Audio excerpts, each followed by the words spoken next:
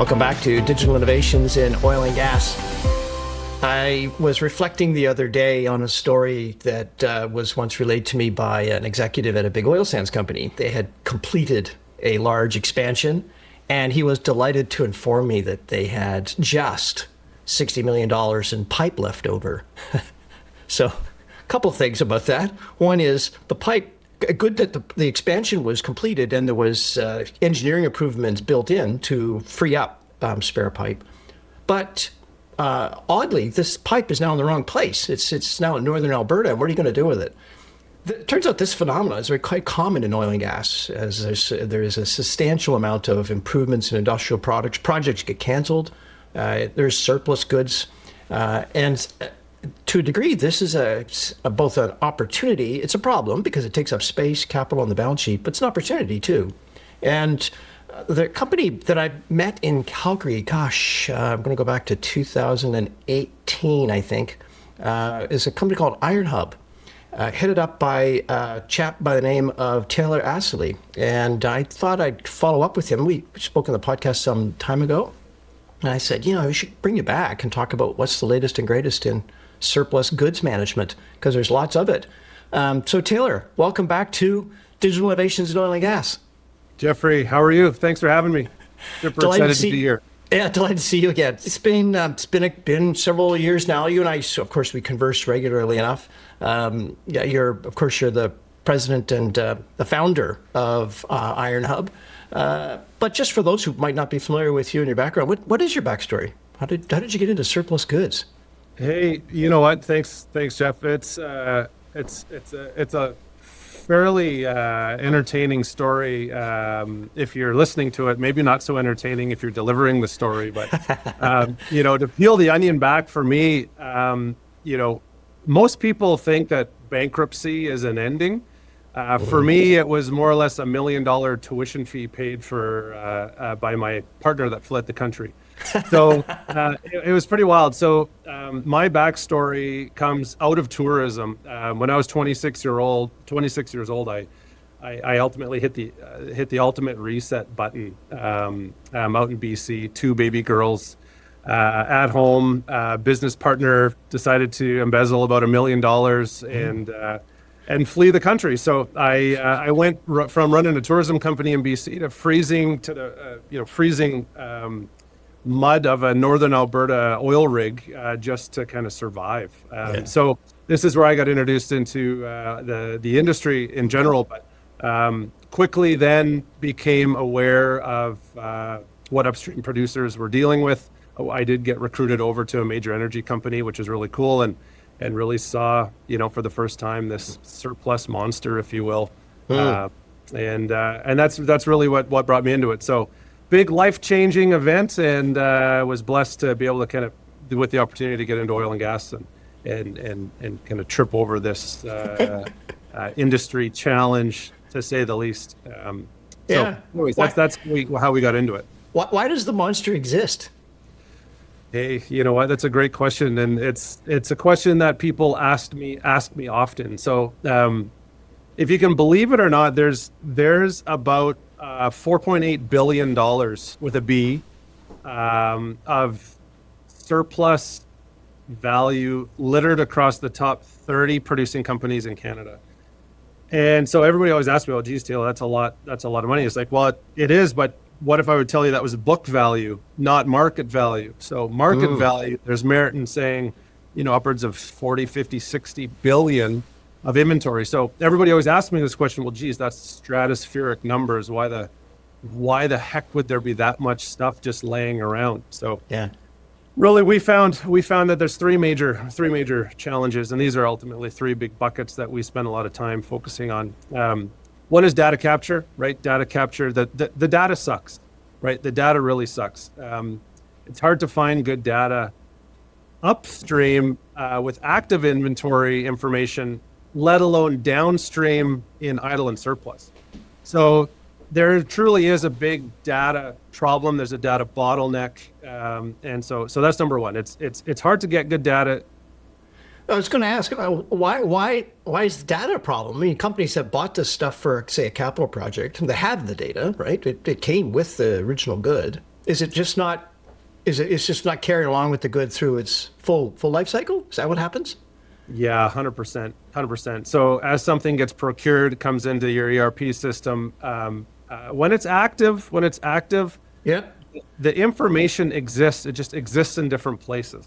And then as an item works its way through its life cycle, behaviors around data management dwindle, and to say the least. So once something is inactive, when something is idle or surplus, we see it day in and day out where the focus just changes. So crap data, that's problem number one. What's problem number two? Cause number two, I should say. Yeah. So cause number two is just internal tools for internal management, right? Tools for internal management. No company that we have ever come across has the tools that are designed to internally utilize surplus inventory. So hypothetically, let's just say that you do have data, but there's no tools internally to communicate that data and gain access to the important information that's going to support that item for internal reutilization, or just initial utilization for that matter. So the data usually sucks. If you can get over the data issue, then the tools suck. If that makes sense. So that's a big challenge. There's everything still lives in a silo. Yeah. It's very difficult to engage multiple business units and communicate internally. There's no process, right? There's no divestment process. That's another big issue that we face a lot of the times. At the end of the day, Jeff, like, these companies are not designed for this, right? Internal utilization of stuff that they, especially surplus stuff. So yeah, I'd even add that the incentives and the metrics that people are running by, the guardrails are put in place, as well as the prizes that are offered to them for execution, actually don't incentivize the going after surplus goods. Yes. They're incented to go after something new. I remember working with an LNG producer in Australia. He was so frustrated, the CEO was so frustrated that he every time they started a new gas field development, his crew would go out and buy all new trucks. And they'd run them for that, 35,000 kilometers or what have you. And then that's it. Then they go and get all new trucks. And he's like, what is with this? And it was the incentive structure was telling the employees, you got the capital, go get the truck. You nailed it. I mean, like one of the things that really shot this out of a cannon for us initially in the early days, what before I had even started IronHub, was just the lack of internal awareness and the motivation to even look at what's in your own backyard and be like, hey, listen, the life of this thing is not quite optimized yet. So, like $5 million worth of control panels that I overheard over coffee that was going to get purchased, and it's like, oh, you mean like the ones we have in the warehouse that are still in the wrapper? Oh, what? We didn't know about those. Well, why the heck do you not know about these? Right? They've been sitting here. So, anyways, it's wild. Yeah, it's pretty wild. So, communication. Right? There you go. So tools, data, communications, internal process, incentive structures, all pointing to building this very large $50 billion market value of goods that could be monetized. What's the latest development, though? I know that companies, because you've been working this since 2018, right, coming up to 8 years now, 9 years. Companies in the Canadian context are certainly working hard to address this. What's the latest developments that you really see as starting to show this awareness coming home finally, and big changes becoming embraced? Well, to be honest with you, Jeff, with the introduction of new technologies that we're seeing, obviously, big theme around AI and being able to manage data at scale, enrich data at scale, standardize data at scale, and really communicate data at scale. This has been probably the largest kind of influx of ability that we've ever seen. So it's one thing to be able to manage 10 to 20 big, large compressor stations, generator packages, big stuff. But it's the hundreds upon thousands of SKUs of things sitting in warehouses that nobody's ever been able to wrap their arms around and really gain a sense as to how to enrich this data. So data enrichment ability is really key for us. Well, let's unwrap that a bit. What do you mean by data enrichment? Yeah, so So it's a great question. What does somebody have to do in order to mitigate the perceived risk of a new owner, right? So usually what happens is there's just not enough information for a new user or a new buyer or somebody that's going to use that thing to gain the confidence to use it. So, manufacturer name, part number, short 40 description, and quantity at best. But That's not going to be enough. I'm going to want warranty information. I'm going to need provenance of. Certainly want a full bill of materials of content, so I know what was produced where and by whom. All the spare parts, warranty details, all that sort of stuff. I suspect. You nailed it. Data sheet, supporting documentation, specs, dimensions, drawings. Absolutely, yeah. So when again, it's one thing to be able to go in and put your ChatGPT hat on or whatnot and be like, I could take this part number and figure out what it is and get all the information I need, for maybe 1, 2, 5, 10 things. Try to do it for 127,000 SKUs from one company. Oh boy. Across all of the routes. So just at scale, it's impossible, or has been traditionally impossible. So this is really where we're spending a lot of time is the data enrichment. To be able to then present it in an interface that really allows the user to gain the confidence or have the confidence to I'm going to use that. I can use that. Well, for that to work, the user would have to trust that the data enrichment is working correctly. So how do you provide that confidence or that trust in the process of enrichment? Does that take its own form? Yeah, it's a great question. So just like any other, buyer beware. We're only as good as the data that we're presenting. So really, the goal here is to provide a level of a threshold of confidence in which the data is coming. So we mitigate that. At least we try to mitigate as much as we can by connecting to manufacturer sources of truth. Right. So we have that luxury. Not only through general public-facing information that manufacturers are displaying to the world, but the ones that don't, through our client base, we have the ability to connect with those manufacturers through those vendor programs, and also we just have a massive repository of information already existing that we can leverage. So drawings for a particular thing usually are already living in our database. So we're simply pointing our AI models and engines to that source of truth that has already been validated to be 100% confident. Wow. So you end up with effectively, if you start to think about it, the 150,000 SKU catalog of every possible thing that's ever been purchased by the oil and gas industry over a decade is sitting in your catalog with drawings, specs, part numbers, manufacturer, da-da-da-da-da.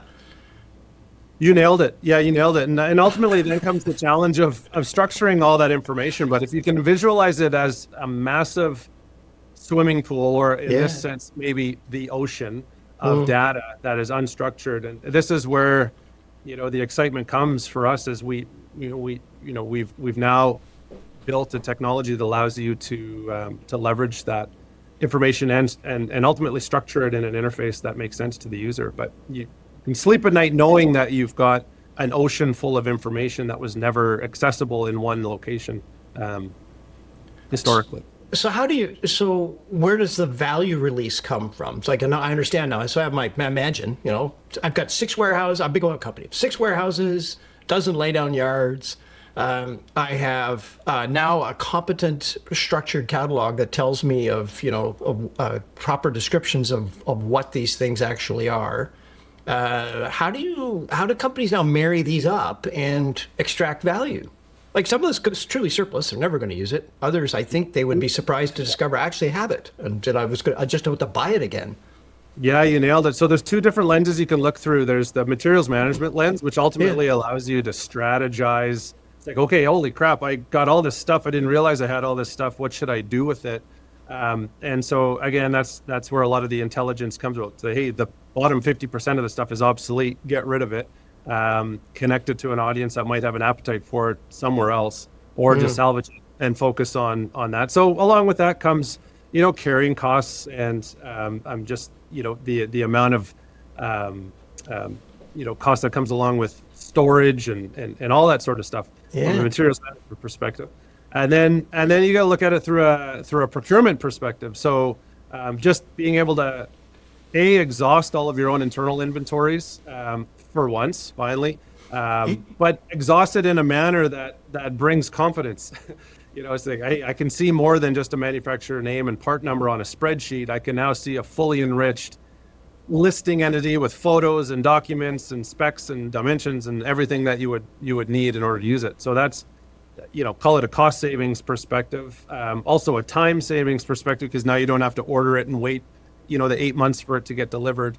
So that's the other one. And then the other benefit too is ultimately, the peer-to-peer collaboration potential here, where, we've all been at home, needing a ladder. And before you go down to Home Depot to buy a ladder, wouldn't it be nice to be able to just see how many ladders your neighbor has? I always call it the lost hammer syndrome. It's like, oh man, I can't find my hammer. Well, you know darn well that you probably have 6 of them in your garage you just can't find. But you also know that your neighbor's probably got another 5 of them over there. So it's being able to see these inventories and exhaust them and sleep at night, knowing that you've at least looked before you go and buy new. It would seem to me that this inventory, if you like, has been exposed to a degree. There's new commercial value can be surfaced because you can reach a much bigger market for it. Like, it's not just, I've got some surplus goods in a certain part of Alberta. But I'm thinking right now about the Middle East. The Middle East is going to have to go through an enormous rebuilding effort. And if they rely on manufacturers, original equipment manufacturers, to build stuff, there's a 3 and 4 year time. They're all going to get in a queue here to try and get stuff built. Some of the things that they might value might exist in inventory that's surplus to somebody else. Is there what's the possibility here? Is the transportation logistics costs just get too overwhelming for that to really materialize? Yeah, you know what? This is really where the stratospheric opportunities lie, is having access to inventory that you didn't think you had access before. Whether that's within your same geographical region, or even if it's like, hey, shipping it over, through some ocean ports internationally.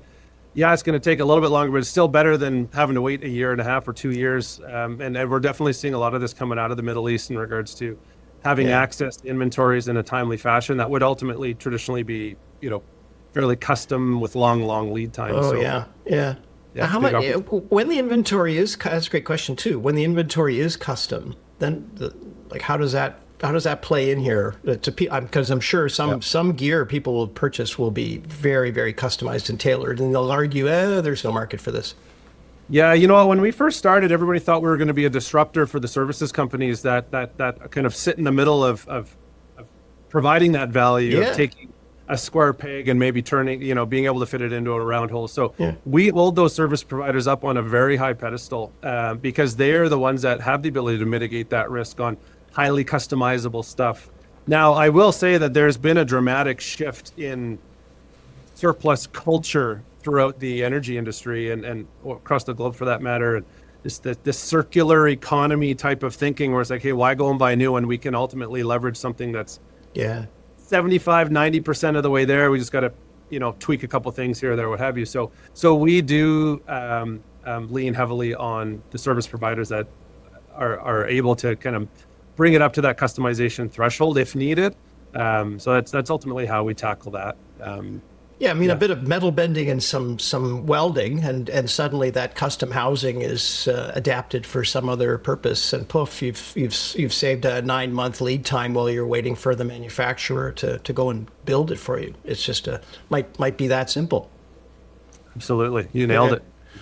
And it's pretty wild. Like we're seeing value ratios for our customers in the 200, 250, 300 to 1, right? So for every dollar spent in our direction to help, they're getting anywhere from $150 to $300 back to their bottom line. It's absolutely wild, the value that they're seeing. Better say that again. You're saying 200 to 300 times, not 2 to 3 times. Correct. Yes. Exactly. So, Like in a world of 2% margins, we're delivering 15,000% return on investment. Like it's just wild. Like the amount of savings or return on investment to our technology is it's almost mind numbing, and really forcing us to kind of reevaluate our commercial structure.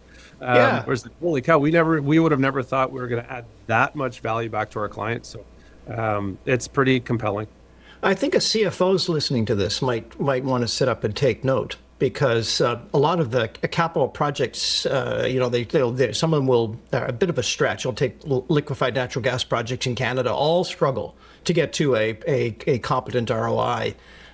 Because of the challenges of geography, where the gas is located, getting the infrastructure built, et cetera, et cetera. So if you can lower the cost of these projects because you're building them on available inventory, and you're getting these huge returns, the capital cost of building some projects would have to change materially. I would think a CFO should be like, oh, I'll take a look at that. Yeah, you nailed it. You know what I always say, the most expensive inventory you own is the inventory that you didn't know you had. Yeah.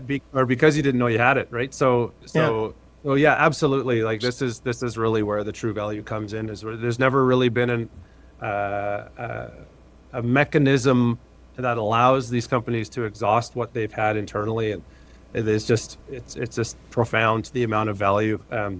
We always say cost cutting is for amateurs, right? Professionals focus on asset velocity and utilization to drive real shareholder value. So being able to leverage what you have is definitely something worth considering.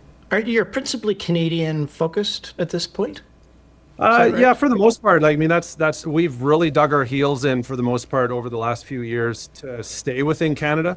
So all of our 95% of our customer client base is our Canadian oil and gas companies. But our audience of buyers, if you will, or audience of procurement groups that would have an appetite for oil field equipment is very much global. I would think so. Like Canada is about 5% of global oil production, say, and but the companies that supply the equipment and the materials to construct the infrastructure for the industry are not all themselves Canadian. They're very international. So this inventory challenge logically has to be a global problem. It's not just isolated to Canada. The same factors we talked about that make it challenging for Canadian companies to get their arms around their surplus have to be true for those organizations in the United States, working in the Middle East, in the North Sea. Like, there's no compelling logic I can think of that says, oh, they're just materially better at doing this in some other part of the world. Has there been any inbound interest to say, hey, could you lift and shift this model to other geographies? Every day. I'd say one benefit that Canada has on their side is that with the regulatory compliance standards of very high emissions and whatnot, like the inventory that's built for the industry here in Canada is quite robust, and I'd say compared to other countries, the most robust. And so it's very easy for Canadian inventory to be applied elsewhere. Little bit less of an opportunity to bring inventory from outside of Canada into Canada, because there's usually a lot of work that needs. I mean, that's not a blanket statement, but the quality of inventory in Canada seems to be quite a lot higher than other countries. But so there is a big demand for Canadian inventory. Not only because there's a lot of it and it's available, but because of the quality, the standards that we set up here in Canada. So, yeah, every day inquiries coming in from all over the world, and there is a micro and macro lens here too. Like companies, where what's happening now is a lot of our customers are desperately trying to create internal marketplaces across international borders, right? So some major producers that have operations globally. Yeah. Where that's even just within your own backyard and your own company borders, it's a challenge to try to even just communicate that data. So that's where we're really getting pulled over to that, and then ultimately, when you're looking outside of your company borders, that inventory at a peer's inventory, maybe in Australia or down in South America or Alaska, Norway, Equatorial Guinea. It's amazing the places that we're getting requests from. So. Well, and I mean, I've worked enough in big international oil companies. The structurally big oil often will place different business units, different gas fields, oil fields in direct competition with each other for capital. So if you're competing for capital with each other, you're sure as heck not going to do things that enable your peer to, say, do a better job unless there's a good motivation to do so. And so there's a certain level of secrecy going on between the different countries. You don't talk about what's going on. Plus, there may be, I don't know, data sovereignty issues where you can't even share outside of your country's national borders. Here's what you're up to. Yeah, absolutely. There's all sorts of intricacies in regards to sharing of data and but if I would say, when we started back in 2017, 2016, 2017, there was still very much a culture of secrecy and privacy and don't tell anybody what we got, what we have. That has shifted dramatically over the years. And we've seen it firsthand shift dramatically where, everybody knows where the resources are and everybody knows this, what have you. Like it's the disciplined operators that are aware of what they have, aware of how they can do it. The surface equipment, there's not a ton of proprietary secrets out there that are going to stop somebody from. Companies want to be disciplined. They want to, you layer on the ESG dialogue as well, where it's just like, if you walk a shareholder by a laydown yard and you cannot tell that shareholder what the plan is for the $250 million worth of surplus sitting in that yard, then you're probably going to start getting some eyebrows raised at you. So this is ultimately, where operators are changing their tone. Is like, hey, what do we have? Where is it? What can we do with it? How can we get rid of it? How can we move it? It's like, okay, I don't care if another peer is going to buy this stuff. It's whatever.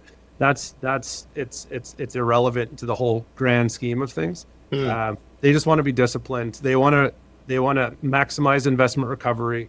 They want to optimize their ESG reports and ultimately be a good operator. And good corporate citizen too, because having that kind of surplus lying around it represents a stored carbon you didn't need to spend and put into the atmosphere. It's a tax base that you can't deploy correctly because all it's doing is storing a bunch of pipes lying on the ground. There's lots of good social reasons to kind of press down on it. Absolutely. Yeah, what do you see as the long-term play here? I mean, because if you streamline this all up, right, where do you go? And I probably related to this, is this just an oil industry phenomenon? I suppose you might actually say, hey, I've seen this in electricity, seen it in other industries.